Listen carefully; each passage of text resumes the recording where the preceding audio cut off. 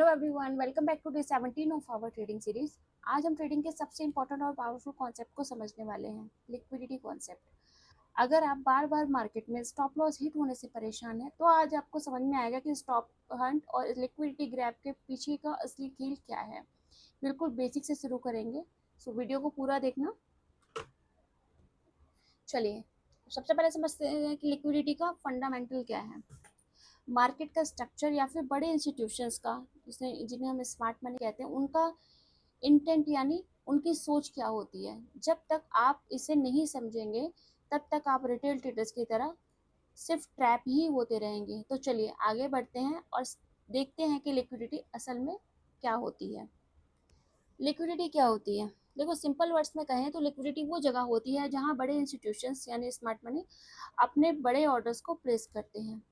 देखिए, मार्केट हमेशा liquidity to liquidity travel करती है, क्योंकि उन बड़े प्लेयर्स को अपनी बड़ी पोजीशन फिल करने के लिए बहुत सारे बायर्स या सेलर्स चाहिए होते हैं।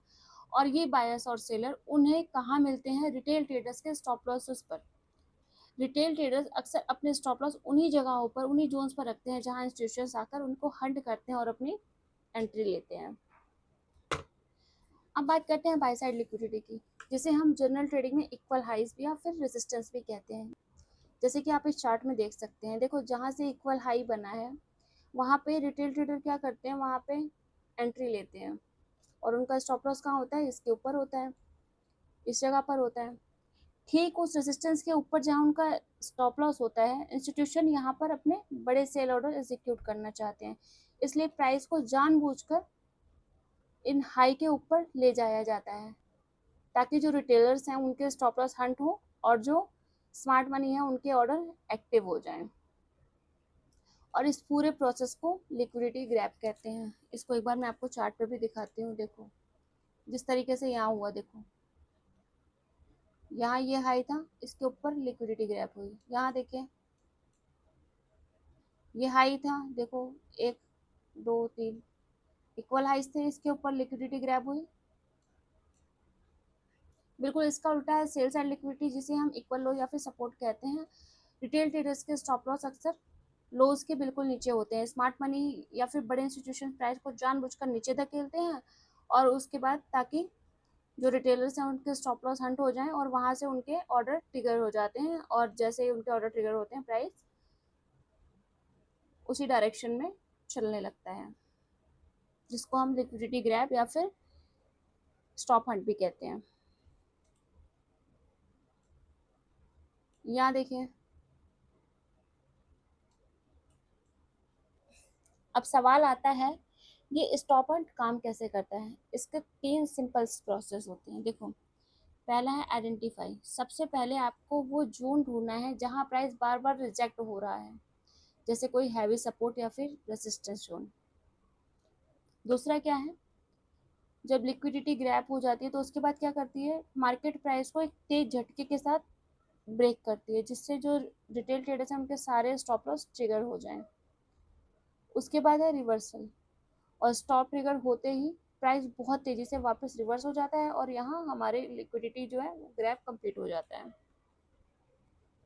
यहाँ देखो देखो, ये हमारा एक सपोर्ट जोन था। अब यहाँ देखो, यहाँ क्या हुआ, लिक्विडिटी ग्रैब हुई,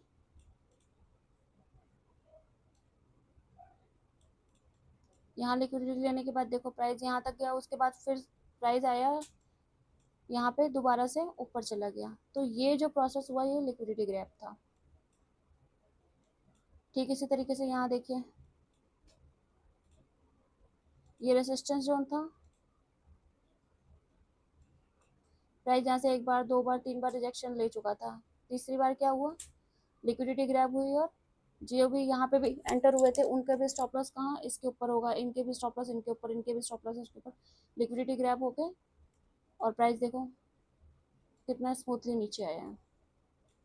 यहाँ देखो प्राइस कितना स्मूथ ऊपर गया। तो लिक्विडिटी जब हंट हो जाती है तो प्राइस में एक अलग सी पावर देखने को मिलती है, प्राइस बहुत स्मूथली अपने अपोजिट डायरेक्शन में चलने लगता है। तो अब लाइव मार्केट में रियल लिक्विडिटी को कैसे पहचानेंगे?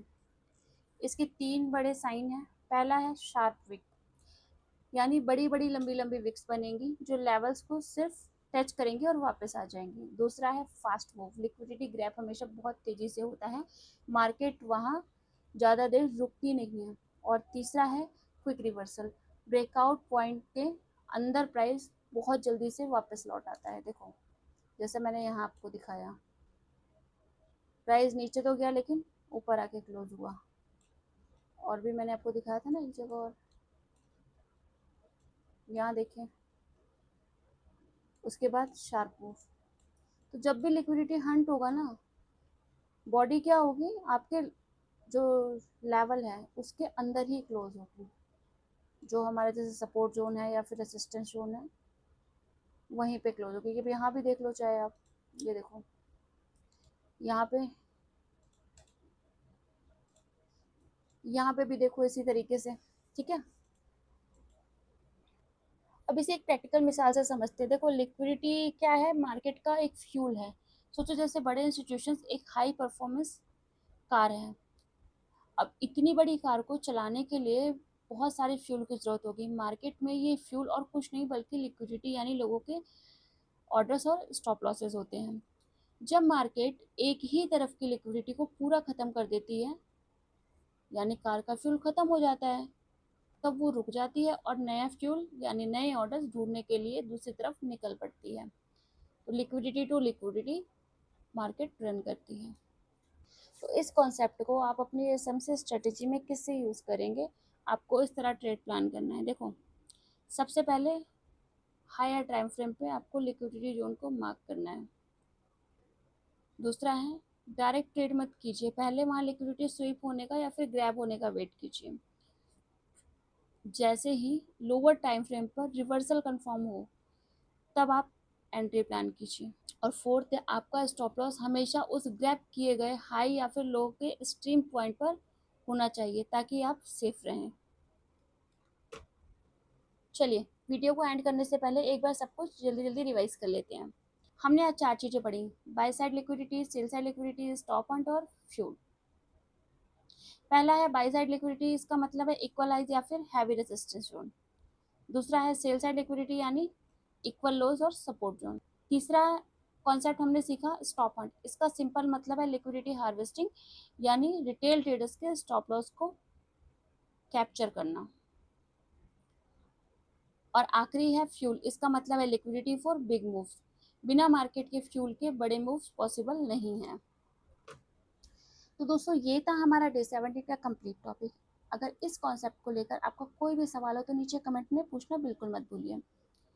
आई होप आपको आज का वीडियो हेल्पफुल लगा हो। बस ऐसे ही रोज़ थोड़ा थोड़ा सीखते रहिए, 4 पर प्रैक्टिस करते रहिए और डिसिप्लिन के साथ ट्रेडिंग करते रहिए। मिलते हैं अगले सेशन में, तब तक के लिए कीप ट्रेडिंग, कीप लर्निंग।